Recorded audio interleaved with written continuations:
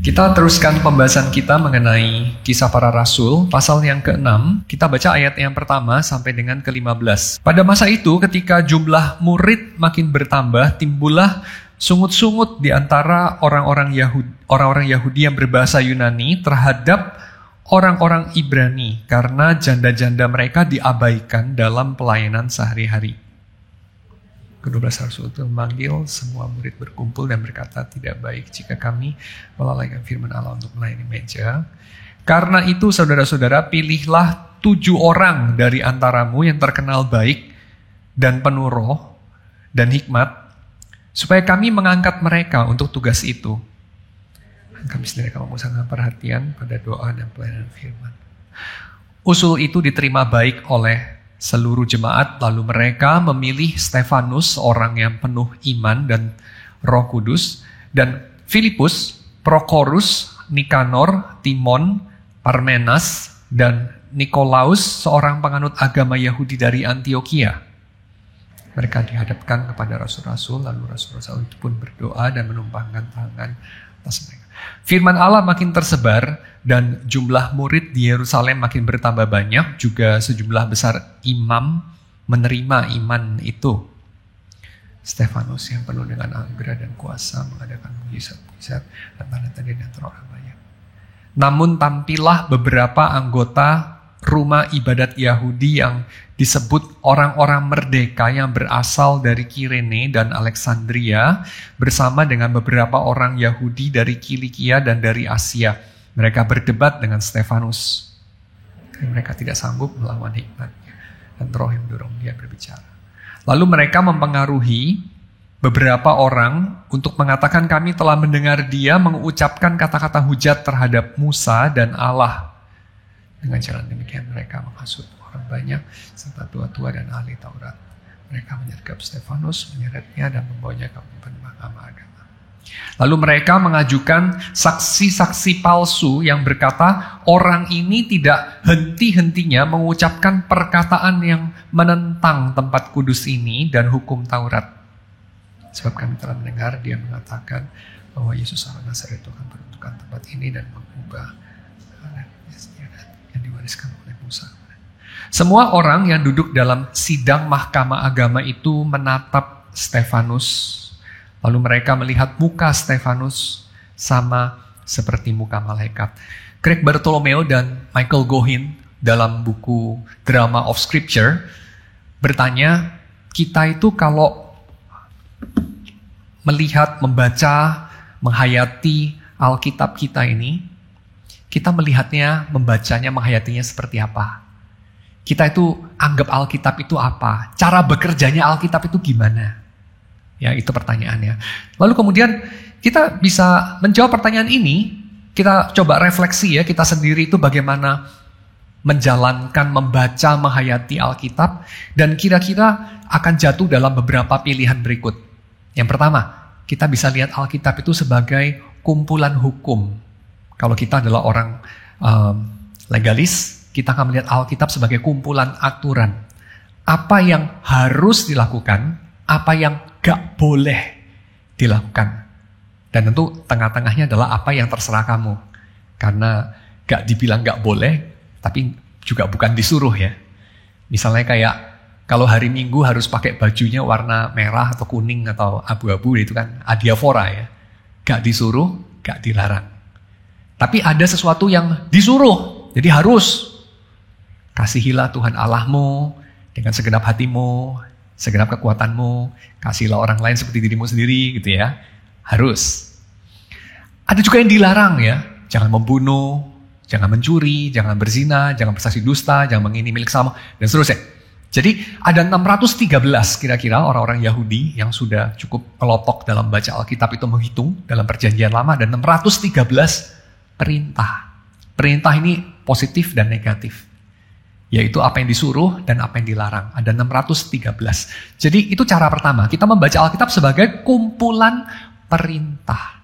Kayak KUHP dah, semacam gitu. Tapi lebih dari KUHP lah ya.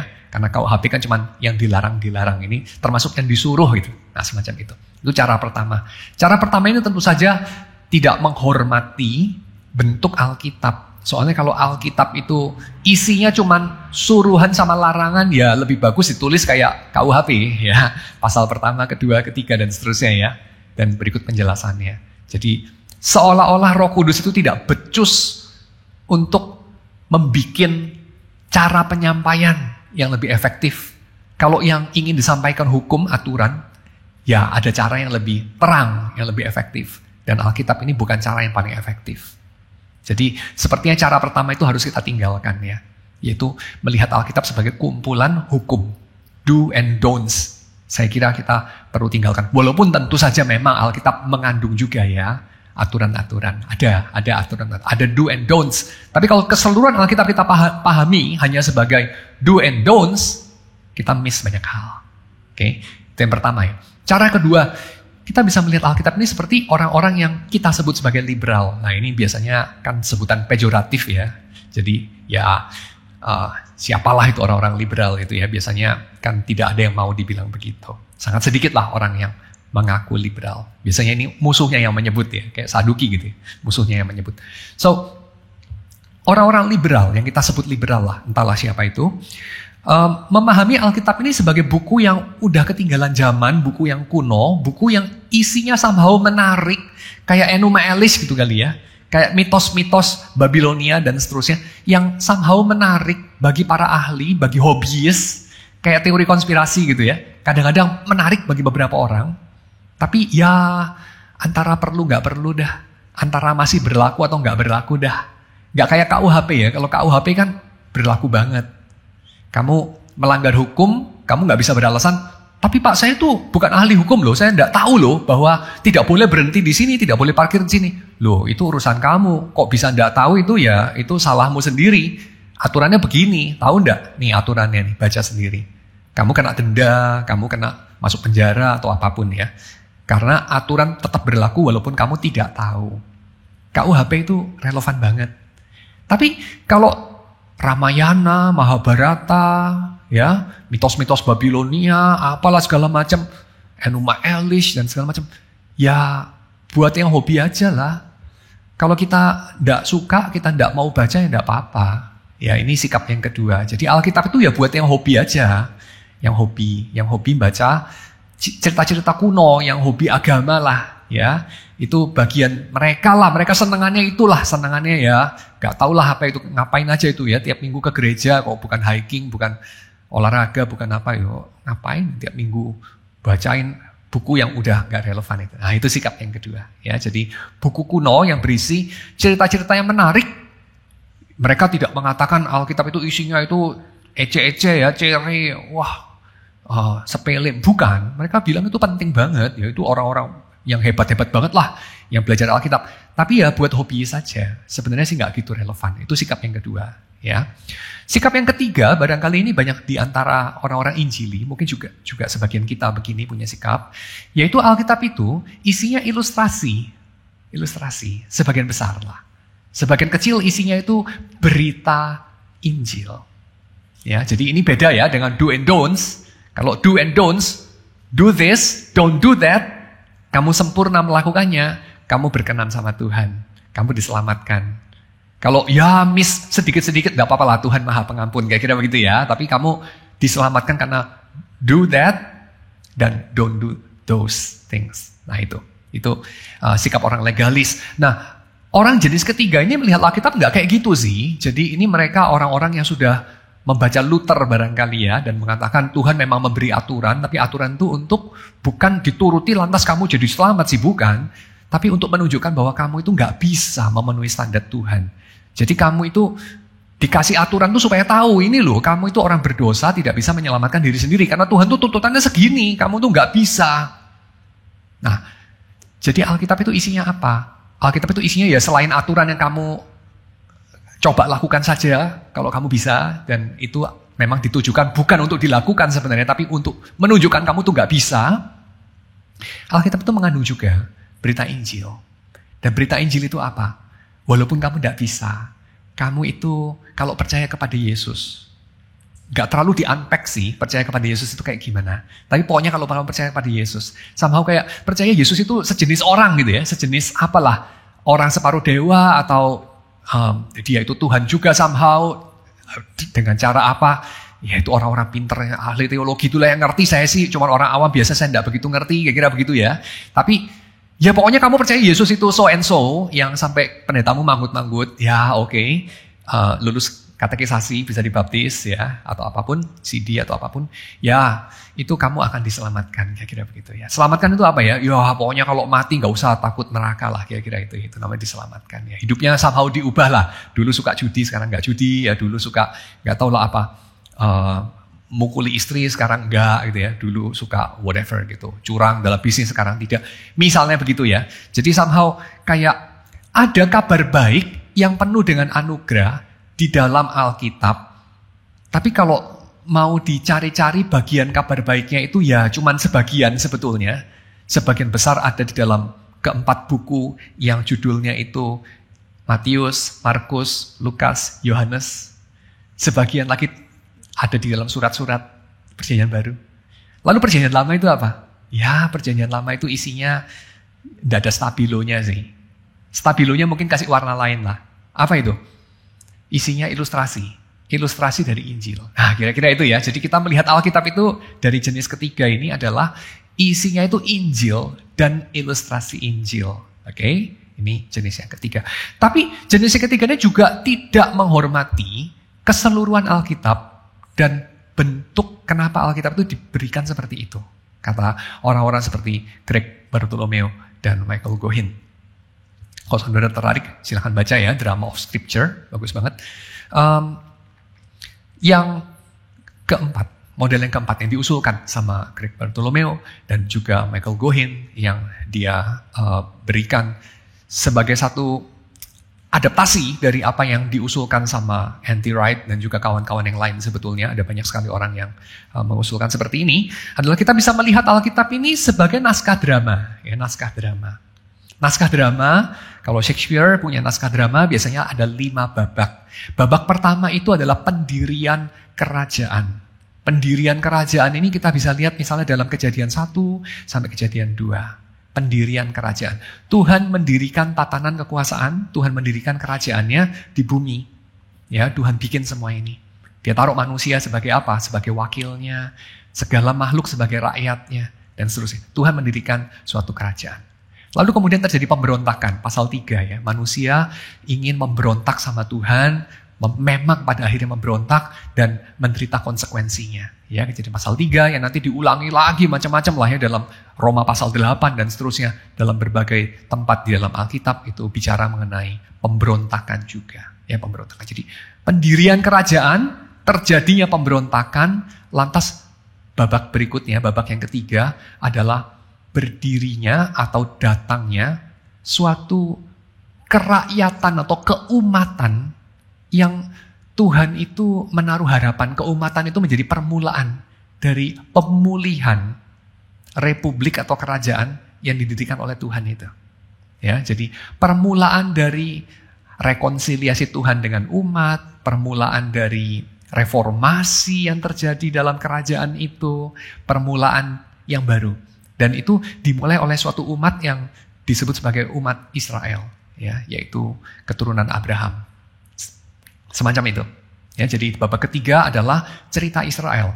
Cerita Abraham dipanggil, cerita Ishak, Yakub, cerita Musa, cerita Israel di padang gurun dan Israel di Kanaan, cerita hakim-hakim, cerita pendirian kerajaan dan pecahnya kerajaan itu, cerita kerajaan itu akhirnya dibuang, itu semua cerita Israel. Cerita Israel ini bukan mau bilang Israel itu bagus, memang umat pilihan Tuhan, diberkati Tuhan. Bukan cuma itu, tapi juga bahwa umat ini gagal.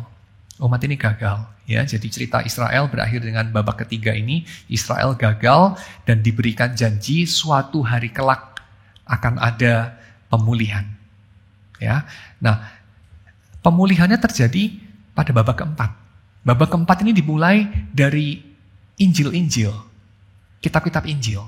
Khususnya kalau kita lihat tuh Injil Markus pasal yang pertama, Markus 1 ayat 15 khususnya. Yaitu ketika Yesus tampil pertama kali di Galilea, dia mengatakan, kerajaan Allah sudah datang, ya, sudah di antara kamu. Kata itu artinya sudah dekat dalam beberapa terjemahan. kerajaan Allah sudah datang, sudah dekat, sudah di antara kamu. Bertobatlah, ya, metanoia, berpalinglah dari jalan hidupmu yang sekarang yang kamu sedang jalani. Entah itu kamu orang zelot, berhentilah untuk berusaha membunuhi orang-orang Romawi.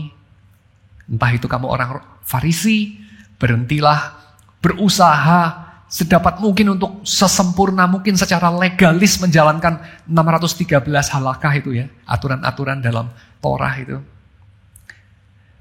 Karena kamu tidak akan pernah mampu melakukannya, kamu tidak akan pernah bisa dibenarkan, ya, dipandang righteous oleh Tuhan, oleh usahamu sendiri.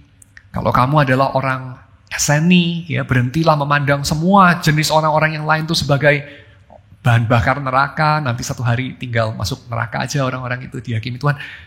Dan seterusnya, dan seterusnya. Tapi percayalah pada Injil ini. Ya, Injil yang mana? Wah, Injil yang kemudian diceritakan sama Markus, ya. Injil soal datangnya kerajaan Allah dalam diri Yesus. Yesus orang Nazaret. Walaupun akhirnya Yesus itu mati. Sedangkan Mesias harusnya tidak mati, tapi mematikan orang-orang Romawi, kira-kira gitu ya. Tapi ini kok Injil yang aneh. Injil di mana Mesiasnya mati. Tapi Injil yang kemudian disusul dengan peristiwa yang lebih aneh lagi. Mesiasnya bangkit konon.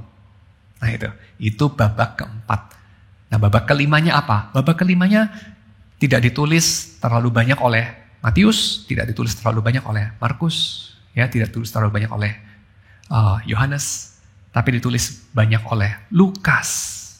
Karena Lukas menulis bukan hanya Injil babak keempat, tapi Lukas juga menulis Injil yang merupakan naskah drama babak kelima, yaitu cerita soal gereja. Babak kelima itu adalah gereja. Tapi gereja, ini Lukas juga hanya menulis permulaannya. Ini mirip seperti kalau Lukas itu nulis suatu naskah cerita, ya, satu naskah drama itu, baru awal-awal itu dia tulis. Awal-awal. Ya, bab 1, bab 2, padahal masih ada banyak bab yang lain. Lukas mungkin tidak tahu bahwa gereja itu masih terus itu sampai sekarang, 2014. Seperti kita sekarang juga tidak tahu gereja itu akan terus ada sampai kapan ya. Apakah Yesus datang kembali tahun 3000 misalnya ya, atau tahun 5000, atau tahun 7251 misalnya. Kita tidak tahu kan.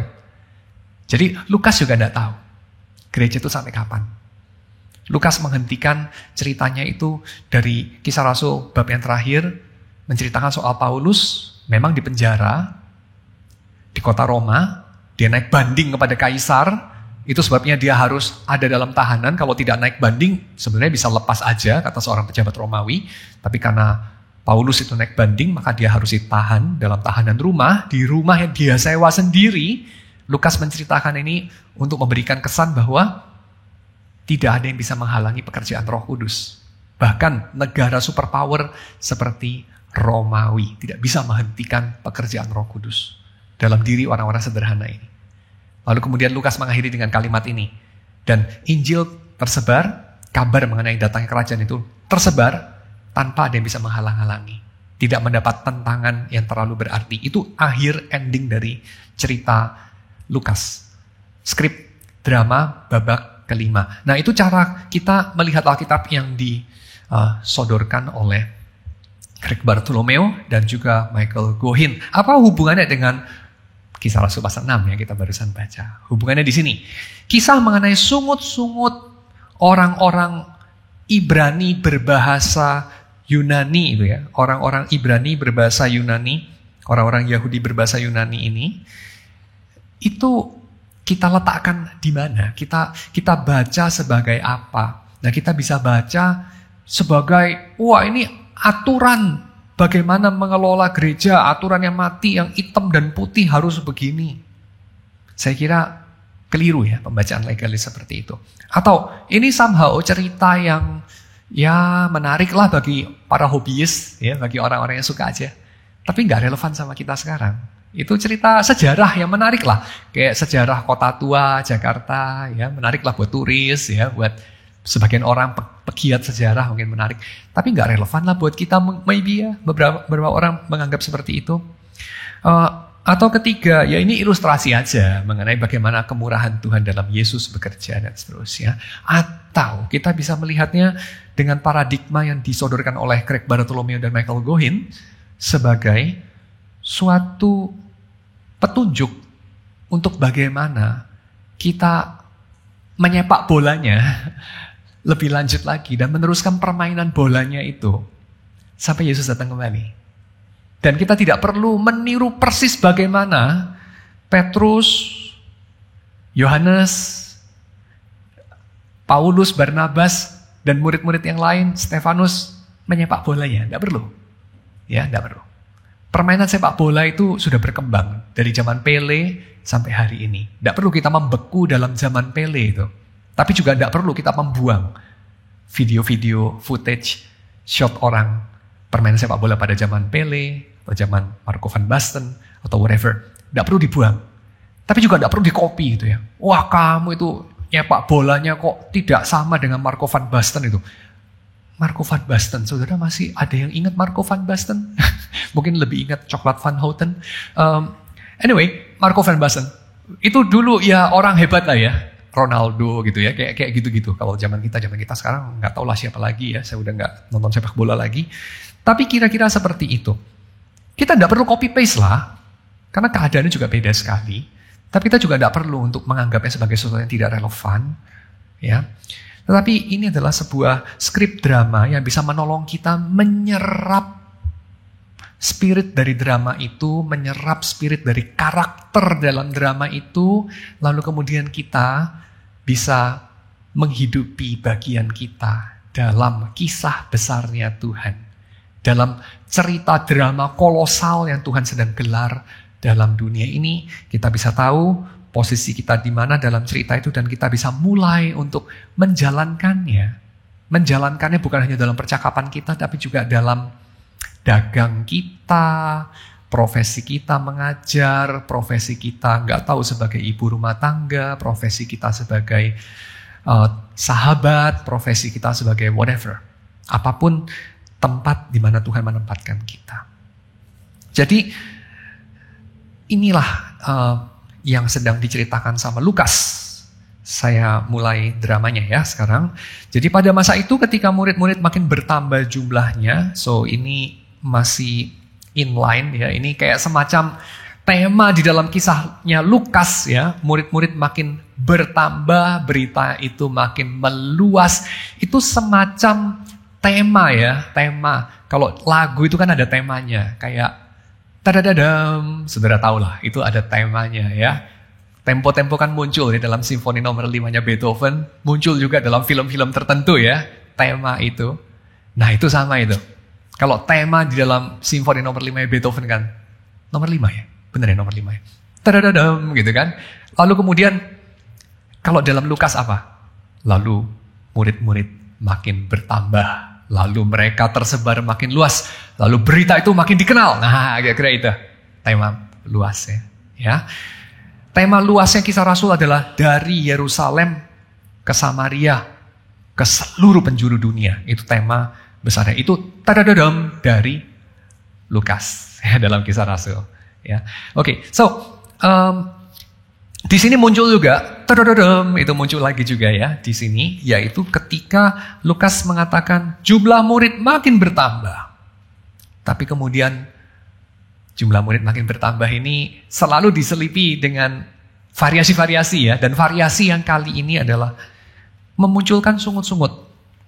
Jadi mulai muncul apa yang tidak muncul dalam 5 pasal yang awal Lukas. 5 pasal yang awal Lukas itu tema besarnya adalah jumlah murid makin bertambah, mereka makin disukai orang, mereka sendiri punya kesehatian. Ya adalah Ananias dan Safira, tapi itu minor banget, cuma sepasang suami istri. Semuanya mereka itu sehati.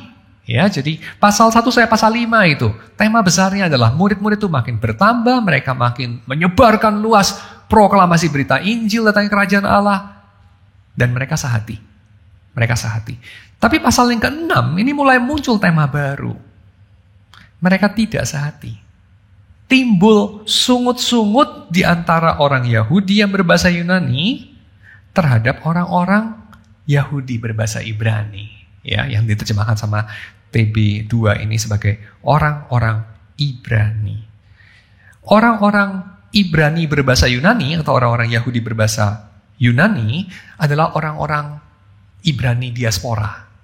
Beberapa terjemahan seperti terjemahan lama ya, itu menerjemahkan sebagai orang-orang Ibrani keturunan Yahudi. Tapi saya kira ini kurang tepat ya. Van den Brink mengatakan ini satu spekulasi yang kayaknya kurang tepat. Jadi ini adalah lebih ke arah orang-orang orang-orang Yahudi diaspora yang somehow kemudian menetap di Yerusalem. Semacam itulah. Ya, jadi jemaat yang diaspora, jadi ini kayak apa ya? Kan kita di Indonesia ini juga ada orang-orang yang pernah tinggal di luar negeri yang ngomongnya itu somehow agak beda logatnya karena sudah lama tinggal di luar negeri, entahlah di mana gitu ya, di Rusia mungkin tinggal di Italia atau di manapun. Jadi ngomongnya agak sedikit beda dan mereka Google Maps-nya kadang-kadang di-set dengan bahasa yang dulu mereka pernah tinggal waktu mereka muda. Nah, semacam itu. Mereka ini orang-orang diaspora yang kembali menetap di Yerusalem. Dan orang-orang itu mengalami semacam diskriminasi. Bukan diskriminasi yang disengaja sepertinya, tapi diskriminasi karena semacam tidak diprioritaskan. Ada semacam pengabaian. Apa yang diabaikan adalah ini. Bagian dari pelayanan meja, pelayanan sosial. Semacam apa itu? Social welfare. Dari apa itu? Konstituen mereka yang paling vulnerable, yaitu janda-janda. Ya, janda-janda ini disebutkan dalam kitab Yesaya sebagai kalau tidak dipelihara dengan baik ya sama umat Israel, mereka itu dihakimi sama Tuhan walaupun mereka memberikan persembahan yang banyak dan tidak mengabaikan hari-hari raya di bait suci. Ini tentu tidak harus literally janda kalau pada zaman sekarang, tapi pada zaman itu memang seperti itu karena masyarakat patriarkal mereka membuat kalau si suami meninggal dan tidak punya anak cowok, jadi kayak siapa itu? Naomi, dia suami meninggal, anak cowok ada 2 ya, dia punya asuransi 2 itu ya, anak cowok. Dua-duanya juga bodong ya, mati dua-duanya, wah habislah si Naomi itu. Tapi ya semacam itu. Jadi janda di sini adalah orang-orang yang paling vulnerable, biasanya itu secara ekonomi, lapis kedua secara sosial. Mereka itu nggak punya safety net semacam begitu. Nah, safety netnya harusnya itu adalah bukan negara Romawi tentu, tapi harusnya itu adalah bait suci.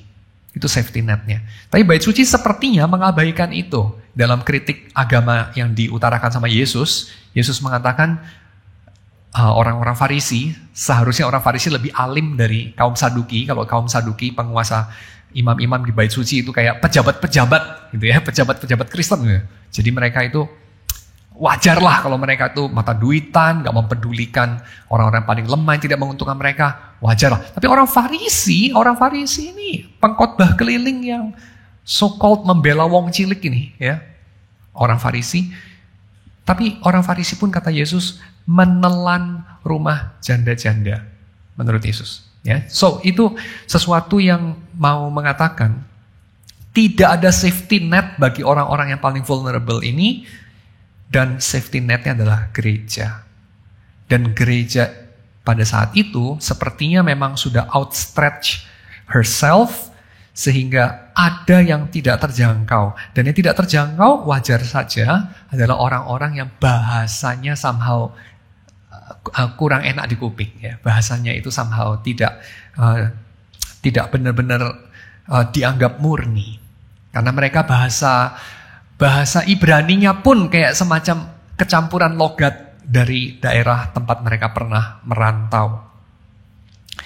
Lalu kemudian ke-12 rasul itu melihat ini satu situasi yang perlu diadres ya. Situasi yang perlu mereka intervensi.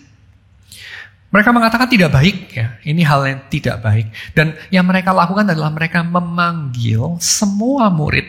Yang disebut murid itu bukan cuma 12 tentu ya, karena di sini ada rasul, ada murid. Rasulnya sudah 12 lagi sejak Matias bergabung, dan ada murid-murid. Berarti murid-murid ini ya orang-orang lain, ya, orang-orang dari lingkaran mungkin 70 orang, ya, sekitar gitu, atau 120 orang, kira-kira itu, murid-murid.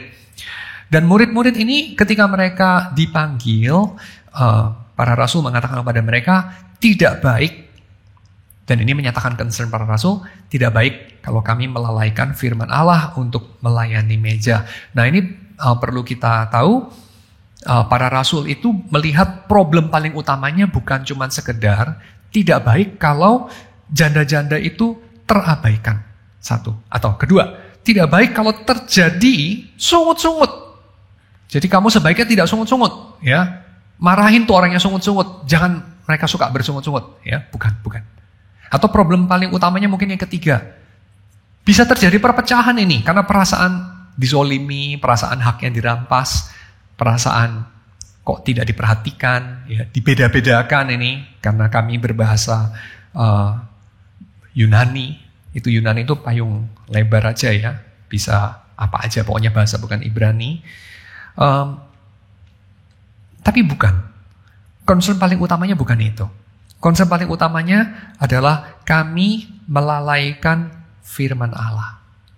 Nah ini tentu bukan berarti melayani meja, social justice itu nggak penting, ya, boleh tidak dilakukan. Bukan. Tetapi ini berarti bahwa tugas utama para rasul itu adalah untuk melayankan firman Tuhan. Dan melalui melayankan firman Tuhan itulah kemudian muncul pelayanan kepada hal-hal yang lain juga. Social justice itu hal yang tidak boleh dilakukan secara langsung oleh gereja, atau tidak perlu kadang-kadang dalam beberapa setting dilayankan oleh orang-orang Kristen. Tetapi bahwa hal-hal itu bisa dilayankan dengan keterampilan, dengan skop dari tugas dan panggilan masing-masing. Jadi sama seperti kalau kita mengatakan ya, orang itu bisa juga menyaksikan Injil ketika dia mengerjakan kerja dia di kantor, kerja dia dalam perusahaan yang dia sendiri punya itu dengan baik. Kalau dia menggaji karyawan dengan pantas, tidak menekan-nekan mereka, tidak memeras-meras mereka, nah itu sudah menjadi satu kesaksian juga bagi Injil. Ya, saya setuju. Walaupun tentu saja tidak menggantikan bahwa kamu harus bersaksi juga secara verbal soal Injil. Nah sama seperti itu. Social justice ini sesuatu pekerjaan yang harus dilayankan juga, penting, tentu sama sekali tidak haram untuk para rasul langsung melayankan itu. Tetapi ketika itu membuat mereka tidak dapat melayankan firman Allah dengan efektif karena mereka melalaikannya, mungkin karena kurang ada waktu untuk belajar, kurang ada waktu untuk berdoa, dan seterusnya, itu menjadi hal yang tidak baik. Ya, maka apa yang dikatakan para rasul? Yang dikatakan para rasul, perhatikan, bukan kita harus menghentikan hal-hal itu. Bukan. Kita gereja tidak terpanggil untuk melakukan itu. Bukan. Tapi marilah kita mengangkat orang-orang yang dipilih Tuhan untuk melayankan hal-hal itu. Dan inilah para diaken yang pertama. Jadi para diaken yang pertama itu menolong para rasul ini untuk melakukan pekerjaan yang memang sudah ongoing dilakukan gereja, yang memang dulunya dilakukan sama, atau seharusnya dilakukan sama bait suci, dan gereja adalah bait suci yang sejati seharusnya, rumahnya Tuhan yang sejati, sudah bukan di Yerusalem lagi, adresnya Tuhan udah pindah dia ke masing-masing komunitas gereja ini. Dan itu harus dilakukan sama orang-orang yang memang Tuhan panggil supaya para rasul ini bisa berkonsentrasi melakukan tugas yang pada saat itu hanya mereka yang bisa melakukan, yaitu berkhotbah, mengajarkan firman Tuhan. Waktu itu kelihatannya Stefanus pun tidak bisa menggantikan fungsi para rasul. Walaupun nanti kita lihat Stefanus bukan tidak mampu mengajar, mampu. Cuman mungkin tidak punya pengertian dan hikmat untuk mengajar yang selevel Petrus atau Yohanes, ya. Lalu usul itu diterima baik oleh seluruh jemaat, dan ini highlighting apa? Ini highlighting bahwa Petrus dan Yohanes itu bukan memutuskan sepihak, ya. Kita ring satu ini putuskan, ya. Kita ini pimpinan memutuskan, lalu kemudian kita tinggal sosialisasi, ya. Bukan seperti itu, tapi mereka mengajak seluruh murid-murid itu berunding, ya. Bukan seluruh jemaat juga sih, tapi seluruh murid-murid itu, yang jumlahnya 70, 120 itu, untuk berunding. Lalu kemudian seluruh jemaat, bukan hanya seluruh murid-murid, tapi seluruh jemaat menerima baik hal itu. Kelihatannya ini mengisyaratkan bahwa mereka memilih orang-orang itu, ya, ada 7 orang yang dipilih itu, Stefanus, Filipus, Prochorus, Nikanor, Timon, Parmenas, dan Nikolaus, secara demokratis. Jadi pemilihan mereka itu terjadi oleh seluruh jemaat, ya. Dan kemudian seperti yang dilakukan gereja hari inilah, ya, seperti dilakukan GRI, ya, seperti hari ini. Jadi jemaat itu diberikan porsi juga untuk memilih diaken. Dan kemudian mereka ini dipilih berdasarkan kriteria. Jadi kriterianya bukan saya suka, ya, bukan kriterianya kayak saya menjagokan kandidat yang A atau B atau C, bukan. Tapi kriterianya sudah di-set berdasarkan prinsip, ya. Prinsipnya itu adalah kriterianya ada 3, punya reputasi yang baik, penuh dengan roh, dan penuh dengan hikmat. Ada 3 kriteria, ya. Terkenal baik atau punya reputasi yang baik, ini tentu bisa dicapai lewat 2 hal, yaitu pertama pencitraan, mengesan-kesankan diri baik, ya, seperti para politisi menjelang pemilu biasanya begitu, ya, mengesan-kesankan diri baik gitu. Pencitraan saja, ya, itu tentu bukan hal yang baik. Tapi ada juga yang kedua, yaitu karena mereka baik maka mereka terkenal baik. Jadi bukan karena mereka memperkenalkan diri sebagai baik maka mereka terkenal baik, tapi karena mereka memang baik lantas mereka terkenal baik, ya, punya reputasi yang baik. Saya kira lebih ke arah sana Lukas mengisyaratkan, ya, mengartikannya.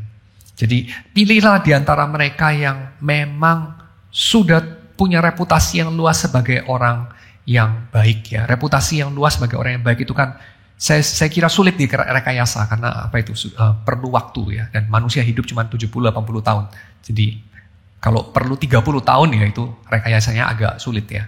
Bayarnya terlalu mahal. Reputasi yang baik, lalu kemudian penuh dengan roh. Nah, penuh dengan roh ini bagaimana itu? Kita menilainya. Apakah penuh dengan roh itu karena ya orang itu sendiri yang mengatakan, saya kepenuhan rohnya 90% lah saya rasa, ya. Lalu kita percaya dia, oh ya kamu 90 ya. Kalau kamu Prochorus, oh saya tuh 97 ya. Lalu oke, Prochorus 97. Ya bukan, ya. Tapi ini kriteria yang dapat juga dilihat oleh orang lain. Jadi ini kriteria-kriteria yang bisa dilihat secara eksternal, ya, itu prinsipnya seperti itu, ya. Jadi bukan bukan self-report, bukan hasil introspeksi. Menurut saya ini orang reputasi baik. Menurut saya ini penuh roh. Menurut saya sendiri saya itu penuh hikmat. Bukan, ya, tapi orang lain. Jadi seperti itu. Orang lain yang memilih berdasarkan 3 kriteria ini. Bukan orang itu sendiri mengajukan diri berdasarkan 3 kriteria yang diberikan, ya. Lalu kemudian setelah orang-orang itu dipilih, mereka dihadapkan kepada para rasul. Rasul berdoa, menumpangkan tangan di atas mereka seperti kebiasaan yang sampai hari ini, 2000 tahun kemudian kita masih lanjutkan. Lalu kemudian Lukas keluarin lagi core-nya tadi, ya, keluarin lagi tema besarnya itu. Dadadadamnya si Lukas, firman Allah makin tersebar dan jumlah murid di Yerusalem makin bertambah banyak, juga sejumlah besar imam menerima kekristenannya. Imam itu orang-orang Yahudi, ya. Jadi sepertinya case of Christianity ini makin mengakar di Yerusalem. Lalu kemudian babak berikutnya Lukas menceritakan mengenai Stefanus. Stefanus itu orang pertama yang disebutkan dalam daftar diaken ini, ya. Dan Stefanus itu diceritakan dengan satu keterangan tambahan yang cuma diceritakan kepada kandidat nomor 7, bukan kandidat sih, terpilih nomor 7, yaitu Nikolaus, ya. Yaitu Stefanus diceritakan sebagai seorang yang penuh dengan iman dan penuh dengan roh, ya. Dan Kemudian kita bisa melihat berdasarkan penceritaan soal Stefanus yang dispesialkan, gak ada penceritaan mengenai Filipus, Prokorus, Nikanor, Timon, Parmenas, Nikolaus yang sespesial Stefanus ya. Stefanus ini ceritanya panjang ini di dalam Lukas. Kelihatannya memang ini adalah prelude juga. Karena kalau kita lihat porsinya, cerita mengenai 7 orang yang dipilih ini kan pendek saja ya, cuman 7 ayat. Sebenarnya cerita mengenai Stefanus itu kan, wah panjang. Dari pasal 6 ayat 8, ya saya pasal 7 ayat berapa itu ya, Stefanus meninggal mati martir, itu panjang itu ya. Jadi sepertinya memang ini adalah suatu prelude terhadap cerita Stefanus. Jadi cerita intinya itu adalah mengenai karya dan cara matinya Stefanus. Dan itu pun adalah prelude juga untuk menjelaskan kenapa atau bagaimana jemaat Kristen itu makin tersebar. Ya, tapi poinnya dalam ayat yang ke-7, karena terpilihnya 7 diaken ini, firman Allah itu makin tersebar. Jadi poinnya adalah Lukas itu mau menceritakan firman Allah itu makin tersebar, jumlah murid di Yerusalem makin bertambah. Itu bukan hanya karena para rasul pinter ngajar, rajin ngajar, dia beraksi, mereka jagoan, bukan. Tapi karena orang-orang banyak yang ikut serta di dalam melakukan bagian mereka. Mereka bukan melakukan bagian rasul ya, mereka bukan melakukan bagian yang dilakukan sama Petrus, tapi mereka melakukan bagian mereka, yaitu melayankan pelayanan meja. Nah itu. Tapi pada bagian penceritaan selanjutnya, Stefanus ini tidak diceritakan sebagai cuman ngurusi urusan social justice, ya, cuman ngurusi pembagian sembako gitu ya, bukan. Tapi Stefanus diceritakan justru menjadi seorang yang kita tuh kenal Stefanus itu kan bukan sebagai diaken yang bagi-bagi sembako ya, bukan ya. Kita kenal Stefanus itu sebagai seorang martir yang pertama, kan itu. Jadi orang setelah Yesus yang mati karena imannya itu Stefanus. Dan kenapa Stefanus kok ujuk-ujuk dibunuh ya? Itu yang gak ujuk-ujuk ya. Tapi karena dia melakukan pelayanan ini. Apologetika. Loh kok aneh sekali ya. Stefanus ini diaken loh. Tugasnya kan bagi-bagi sembako. Loh kok cawe-cawe apologetika. Ya ini mau mengatakan bahwa ada cross section ya. Jadi ini bukan pembagian tugas yang seperti tukang ngencengin baut roda sebelah kanan, nggak ngencengin baut roda sebelah kiri. Bukan begitu ya. Nggak spesialisasi sampai benar-benar separasi murni. Tapi ada kayak sphere of sovereignty-nya Abraham Kuyper itu ada cross boundaries ya. Ada cross boundaries ya. Semacam ibu rumah tangga itu ya bisa bikin burger. Nggak cuma koki yang bisa bikin burger, ibu rumah tangga ya bisa, bapak rumah tangga ya bisa, montir ya bisa bikin burger juga. Ya, mungkin gembala sapi juga bisa bikin burger. Ya, semacam itu. Tapi koki juga bisa bikin burger, of course. Dan koki juga bisa memerah susu barangkali ya. Weekend dia ndak lagi masak, nemenin anaknya ke Cimory, ikut-ikut merah susu ya bisa. Ya, tapi tentu seperti itu. Kita tahu ada pembagian tugas juga. Nah, Stefanus itu dalam masa-masa dia tidak melayankan meja, dia itu mengadakan mukjizat dan tanda-tanda di antara orang banyak. Wow, cetar juga ya. Jadi yang dia lakukan dalam masa-masa spare time in a way, kira-kira begitu kita bisa ngomong ya, so to say, spare time-nya dia melakukan sesuatu yang cetar juga ya. Lalu kemudian menimbulkan resistensi dari antara anggota Sanhedrin, yaitu rumah ibadat Yahudi.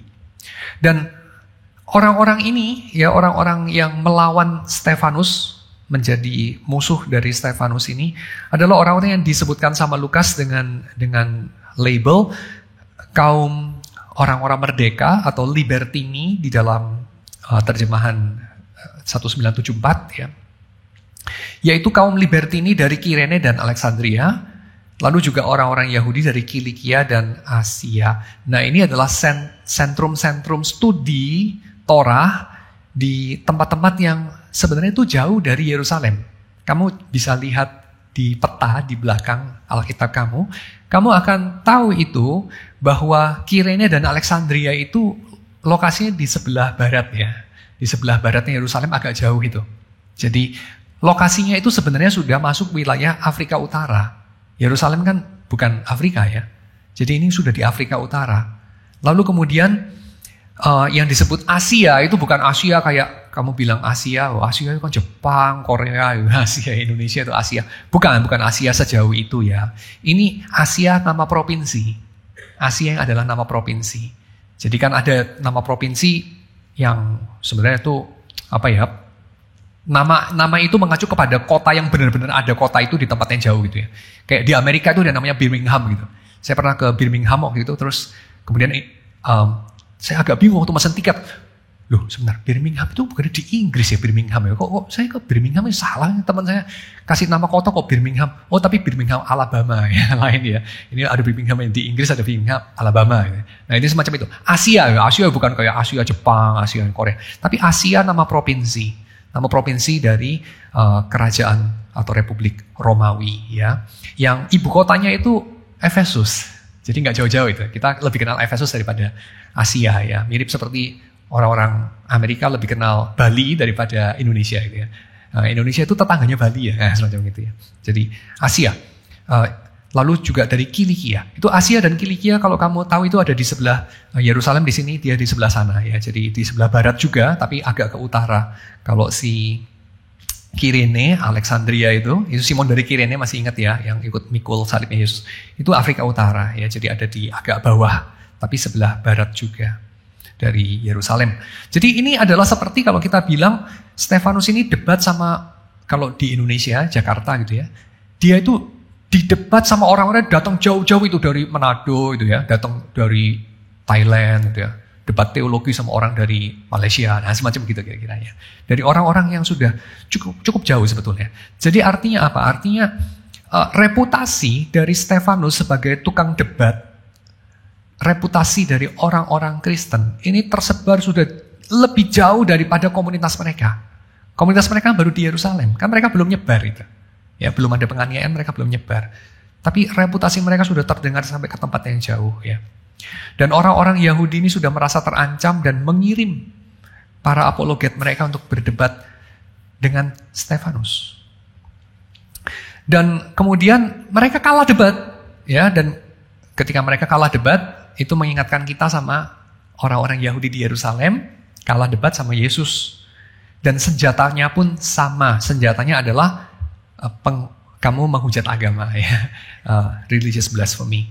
Lalu kemudian mereka menyeret Stefanus sama seperti Yesus ya. Jadi ini digambarkan Stefanus itu kayak Yesus, diseret ke pengadilan agama, lalu dikasih tuduhan palsu, lalu kemudian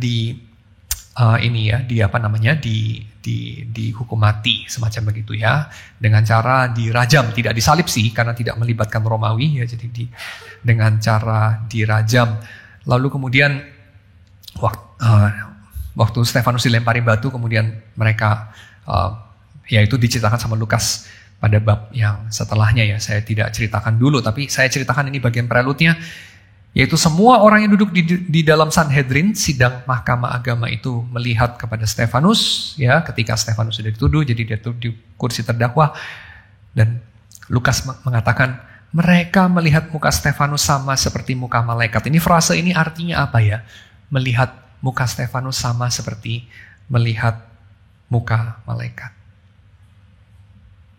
Ini mirip seperti kalau kita melihat motifnya ya, orang Israel melihat muka orang Israel lain, lalu melihat mukanya itu istimewa, mengingatkan kita sama orang-orang Yahudi melihat kepada muka Musa, bercahaya, bersinar-sinar. Ada sesuatu di situ. Ada satu kehadiran dari kemuliaan Tuhan di situ, yang mereka tidak bisa sangkali. Sama seperti mereka tidak bisa sangkali saksi yang disembuhkan sama Petrus. Yang ada di sana bersaksi, tadinya lumpuh, sekarang lagi berdiri. The elephant in the room. Apa penjelasannya selain daripada Tuhan bekerja di antara orang-orang ini? Demikian dengan muka Stefanus. Para Sanhedrin itu sendiri melihat mukanya itu. berbeda. Mereka sendiri jauh dalam hatinya, dalam hati nuraninya, mereka tahu Stefanus itu siapa. Tapi nanti kita lihat, mereka menutup telinganya, mereka menutup hatinya, mereka menekan kebenaran dengan kelaliman, kalau pakai bahasanya Paulus dalam kitab Roma ya. Dan mereka membunuh Allah, semacam begitu. Dengan cara membunuh Stefanus, mereka berusaha untuk melawan Tuhan. Dan ini yang bisa dikerjakan sama semua kita. Karena Lukas menceritakan bukan Petrus yang menjadi martir pertama ya. Yang menjadi apologet yang terkenal sampai ke Kirene, ke Kilikia, ya, sampai ke mana-mana. Mereka tidak datang berdebat sama Petrus. Mereka tidak datang berdebat sama Yohanes. Mereka datang berdebat sama Stefanus. Jadi artinya kita semua bisa bukan menjadi apologet ya, maksudnya ya, tentu bisa semua orang menjadi apologet. Tapi kita semua bisa menjadi martir, kita semua bisa menjadi saksi maksudnya. Martir itu tidak harus mati ya, martir itu sebagian besar tidak mati. Karena martir itu artinya saksi. Saksi Tuhan yang mati ada, Stefanus ya. Tradisi mengatakan ya Petrus juga ya, Andreas, Yakobus dan seterusnya. Tapi saksi Tuhan yang hidup lebih banyak. Dan mereka semua adalah saksi. Jadi kalau kita ada di gereja, kita tidak punya contoh dalam 2000 tahun yang lalu itu, bahwa hanya sebagian operator saja yang bisa menjadi saksi Injil. Tidak ya. Tapi semua kita. Dan di sini contohnya adalah seorang Stefanus. Ya, seorang Stefanus. Dia itu bukan rasul, dia bukan bukan ring satu lah kita bisa katakan ya. Tetapi dia itu juga dipanggil menjadi saksi dan dia menjadi saksi yang efektif dan apa yang dia kerjakan itu mendapatkan tanggapan dari tempat-tempat yang jauh juga ya. Jadi kita bisa melihat bahwa Tuhan itu ingin agar setiap kita, semua kita terlibat untuk menjadi saksi dari datangnya pemerintahan Tuhan. Nah, untuk menyimpulkan, saya kembalikan kepada contoh saya yang pertama tadi ya. Jadi Alkitab ini isinya apa? Isinya adalah skrip drama. Untuk kita kemudian menenggelamkan diri, kata Craig Bartholomew dalam skrip drama itu, sehingga kamu itu bisa making sense of your life. Kamu tahu Tuhan mau apa untuk kamu kerjakan dalam profesi kamu, sebagai diri kamu, dalam situasi kamu. Ketika kamu sudah menyerap naskah drama itu, mirip seperti kalau kamu pegang naskah drama lalu ada nggak lengkapnya ya. Ini naskah drama kadang-kadang itu sutradaranya nulis bisa nggak lengkap ya, kadang-kadang ya. Lalu kemudian si aktor itu kadang-kadang bisa improvisasi ya. Tempo-tempo terjadi ya, di Hollywood pun kadang-kadang terjadi kan. Orang itu bisa improve ya, tambahin 1-2 kata, kurangin 1-2 kata, improve apalah segala macam. Dan sutradaranya, wow, this is brilliant ya, bisa juga gitu ya. Dan seterusnya. Nah, kenapa kamu bisa improve? Karena kamu udah baca semua. Karena kamu udah nyerap itu ceritanya. Sama, kamu pengen tahu jawaban dari doa kamu yang kamu suka nyanyikan.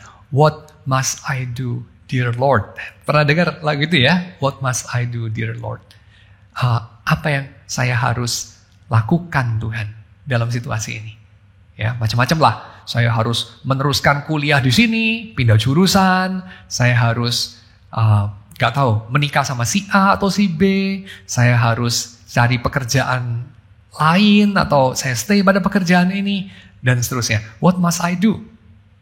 Nah itu jawabannya biasanya orang kemudian cari dari apa ya, berpuasa, berdoa, minta wangsit dari Tuhan, mungkin berdoa di bawah pohon beringin atau apapun. Saya kira itu tidak alkitabiah. Ya, yang alkitabiah bagaimana?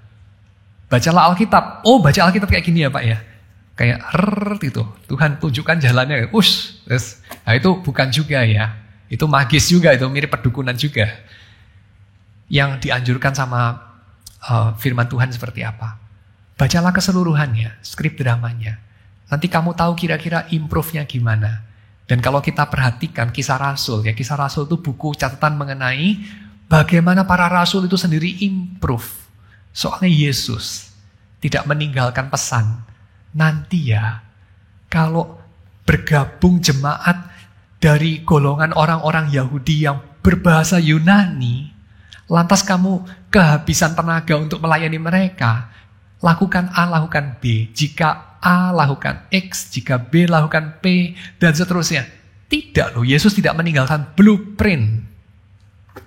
Yesus tidak meninggalkan blueprint. Yesus itu memberikan kepada kita realitas penggenapan kerajaan Allah. Dan Dia encourage kita untuk membaca skrip-skrip awalnya. Bukankah Yesus menjelaskan soal kebangkitannya dari skrip-skrip awal? Ya, dari kitab Torah, tulisan para nabi, kitab-kitab hikmat, perjanjian lama. Jadi ambillah dan bacalah Alkitabmu. Tenggelamkan dirimu dalam kisah-kisah itu. Biarlah itu meresap dalam setiap fiber dari sel-sel tubuh kamu, dalam percakapan kamu, ya, dalam cara kamu berpikir, dan seterusnya. Nanti kamu akan tahu. Nanti kamu akan tahu apa yang berkenan kepada Tuhan, apa yang menjadi kehendak Tuhan. Ya, saya kira seperti itu. Tapi tentu bukan kamu sendiri secara individual tahu, tapi ada konfirmasi dari pihak lain. Ya, selalu itu. Ada konfirmasi dari pihak lain. Ada kita jalankan drama itu bersama-sama. Kita bukan jalankan skrip kita masing-masing mandiri, tapi kita jalankan sama-sama. Seorang pemain drama yang bagus itu kan, gak cuman konsentrasi, pokoknya saya ngapalin skrip saya lakukan detik sekian, menit sekian saya ngomong apa dengan penekanan kayak gimana, memang kayak pokoknya saya urusin urusan saya. Kan bukan itu. Tapi selain dia membaca skrip untuk dia juga melihat orang lain. Sama seperti kalau kamu nyanyi kur kan juga gitu ya. Sama dengan kalau kamu jam session, main jazz, satu band kan juga begitu. Atau dalam konser, orkestra, whatever, musik klasik. Kamu dengerin juga orang lain. Gak cuman kamu liatin konduktor dan partitur, tapi kamu dengerin orang lain. Kan begitu juga. Ya, sama. So, dalam kita menjalankan peran kita yang cuma 70-80 tahun dalam seluruh penyelenggaraan kerajaan Allah yang ribuan tahun itu. Ya, miliaran tahun kalau kita hitung dari sejak penciptaannya. Miliaran tahun itu. Itu kita ya mesti bukan hanya melihat kepada Tuhan dan Alkitab saja, tapi juga kepada orang-orang lain. Dan in tune dengan itu. Ya, kiranya Tuhan berserta kita. Mari kita masuk dalam doa. Kami bersyukur kepadamu Tuhan karena Engkau adalah Allah yang bukan hanya menyelenggarakan dunia ini sendirian, tetapi melibatkan kami. Kami bersyukur karena Engkau memberikan kepada kami firman-Mu. Tapi kami juga mendapati bahwa firman-Mu itu bukan mendikte sampai setiap detik dan setiap inci, setiap milimeter dari keputusan kami. Tetapi juga membuka ruang panggilan untuk kami menyambut dengan improvisasi kami yang hatinya dibentuk oleh kabar baik-Mu. Hatinya dibentuk oleh apa yang Engkau sendiri lakukan di dalam Yesus, apa yang Engkau lakukan sepanjang zaman.